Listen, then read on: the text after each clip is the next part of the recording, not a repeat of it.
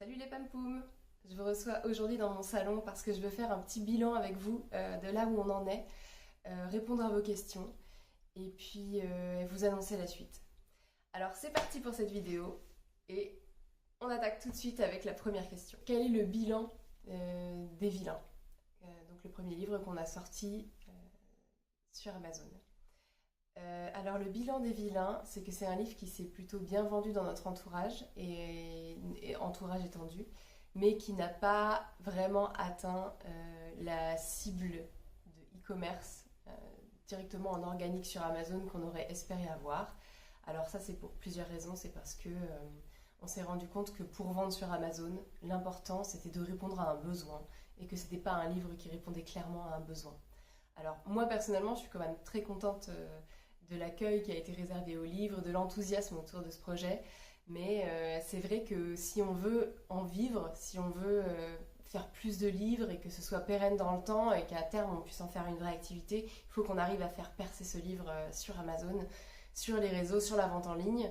Et c'est ça qu'on n'a pas réussi à faire sur ce livre-là. Le but de ce livre, c'est pas juste de vendre à nos amis et aux amis de nos amis, c'est d'atteindre peut-être plus de personnes, de faire connaître nos histoires et que de cette manière, un jour, on puisse vivre de cette passion. Pour l'instant, pour nous, ça reste un projet qui est à côté. Moi, c'est pas de ça que je vis pour l'instant parce que j'ai mon métier de designer. Mais bon, c'est ce que je voulais faire depuis que je suis toute petite. J'ai commencé à écrire des histoires quand j'étais vraiment... dès que j'ai su écrire, en fait. J'ai passé toute ma vie à tourner un peu autour de ça. Je me suis orientée vers le design parce qu'à la base, je voulais faire de l'illustration pour illustrer pour mes livres. Parce que c'était plus facile de faire une formation d'illustration que de faire une formation d'écriture. Et puis au final, je me suis retrouvée à faire du design graphique, à avoir une carrière là-dedans. Et maintenant, j'ai envie de switcher, j'ai envie de faire vraiment ce qui m'anime depuis que je suis toute petite. Mais bon, c'est un projet qui se construit avec le temps. C'est pas parce que je suis extrêmement motivée que ça fonctionne tout de suite. Alors voilà, on sort des choses, on apprend, on évolue, et à terme, on y arrive. L'important, c'est de ne pas se démotiver et puis d'apprendre de ses erreurs. Et en fait, je dis erreur, mais juste apprendre du process. Il y a toujours du positif dans tout. Quelle est la difficulté que j'ai rencontrée pour créer ce livre? Eh bien, je vais vous dire, c'est tout simplement tous les métiers que ça englobe. Alors, évidemment, il y a des choses qui étaient faciles pour nous. Moi, je suis graphiste, Vincent, il est illustrateur, on est tous les deux très bons dans notre métier. Moi, il y avait évidemment l'écriture, donc je suis passionnée, c'est peut-être plus simple. Mais alors, tout le reste, la stratégie, le marketing, la communication, les réseaux sociaux, le community management, gérer tout ce qui est correction, gérer tout ce qui est traduction, et la quantité infinie de fichiers qui sont concernés après que les traductions ont été réalisées. Et ensuite, il y a encore gérer tout ce qui est méta, la publicité méta, c'est-à-dire sur Facebook, Instagram, gérer TikTok, je ne connaissais pas du tout TikTok, et tout ce qui est publicité Amazon aussi.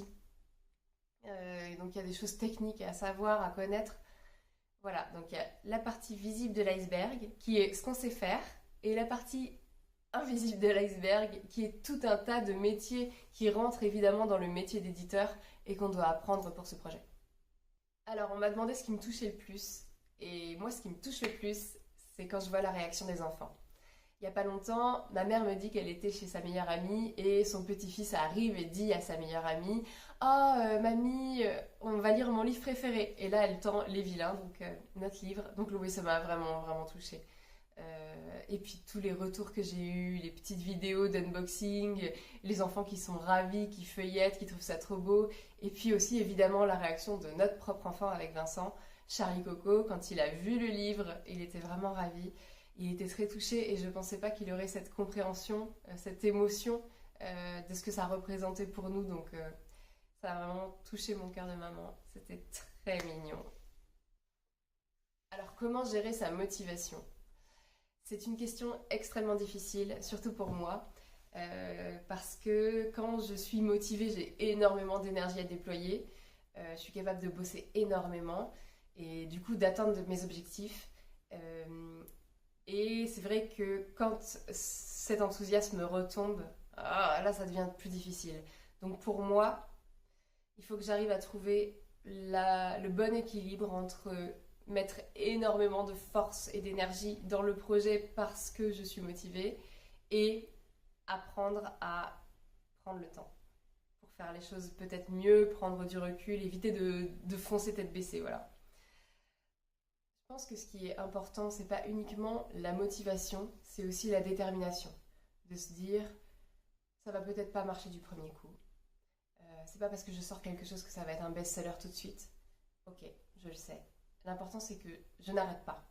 À chaque fois que je rencontre une situation, j'essaie de comprendre, d'apprendre, d'appliquer des choses et de me perfectionner. Je suis d'accord avec le fait que c'est pas une finalité de sortir le livre, c'est un processus. On va avoir plusieurs livres, on va avoir plusieurs résultats. Le tout, c'est d'apprendre, d'évoluer, de se perfectionner et de tenir ça sur la longueur.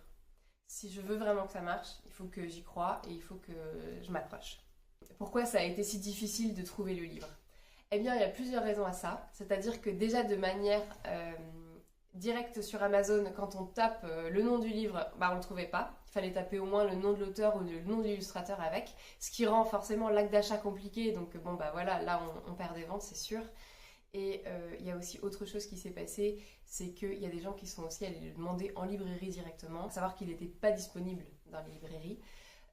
Il y a des gens qui ont essayé de trouver les liens via les réseaux sociaux et pour une raison obscure, j'ai pas réussi à configurer le compte Instagram pour qu'on puisse trouver facilement le lien dessus. La fonctionnalité de shop n'a pas bien fonctionné. Donc voilà, ça fait que globalement, il y a eu une demande, que la demande elle a été difficile à remplir parce que juste les liens d'achat n'étaient pas faciles, de manière organique ça n'a pas très bien décollé. Donc voilà, on a analysé ces problèmes-là, on les a pris en compte, on va tout mettre à jour, on va tout rendre plus simple pour le second livre. On apprend, on évolue, la valeur. Alors on nous a demandé pourquoi cette pause si longue, vu que le premier livre est sorti en mai, si je ne me trompe pas. Et là, on revient vers vous en septembre. Eh bien, tout simplement parce qu'on avait fixé des attentes qui étaient assez hautes directement. On voulait faire un livre par mois, toutes les traductions, lancer sur tous les marchés. On est vraiment parti comme des petits bolides. Et après les résultats des vilains, on s'est dit, ok, on a des résultats, c'est pas ce qu'on s'attendait à avoir.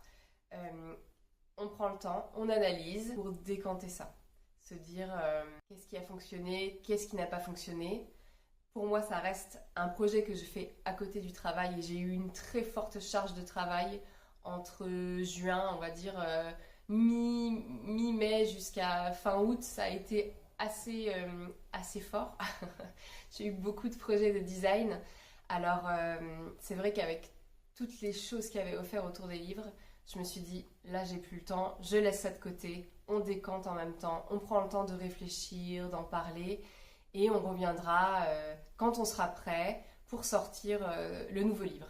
Et le nouveau livre, ça fait vraiment des mois qu'il est prêt. Il est prêt depuis la sortie des vilains, mais encore une fois, il y a tout ce travail de communication, de réseaux sociaux à faire. Et moi, je ne pouvais pas gérer ça en même temps que mes projets de design, je m'en demandais beaucoup trop. Je travaillais vraiment toute la journée, tous les soirs, jusqu'à minuit pour que tout soit fait entre le design et les livres quand je travaillais sur les vilains. Donc je me suis dit, je ne peux pas partir sur ce rythme-là pour le deuxième livre. Il faut que niveau contrat, ça se calme et que je retrouve du temps pour faire proprement la sortie de ce nouveau livre. Mais du coup maintenant, on est de retour. On est prêt à vous présenter ce nouveau livre qui s'appelle L'oiseau et l'olivier.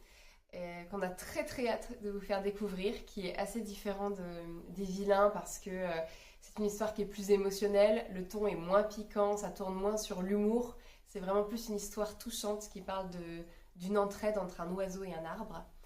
Et on a vraiment trop hâte de le sortir et puis de le voir dans les petites mains, dans toutes les petites mains. Il y a une autre question qui est beaucoup revenue, c'est quand est-ce qu'on va faire un livre sur les chats ? Alors, c'est en cours. J'ai un projet. Je vous en parle un de ces quatre. C'est pas assez abouti pour l'instant, mais c'est prévu. Pour être très honnête, cette vidéo, elle est faite pour créer des shorts et alimenter les réseaux sociaux. Donc si vous êtes arrivé au bout de cette vidéo et que vous avez regardé tout ça, tous nos feedbacks sur les vilains, on vous remercie. Je pense que je referai ce format, c'est pas mal pour vous parler de notre actualité, répondre à vos questions. Et à partir de maintenant, on compte sur vous. Vous nous suivez, vous partagez, vous likez et vous êtes prêts pour la sortie de L'Oiseau et l'Olivier. Allez, salut, à bientôt les pom-poum.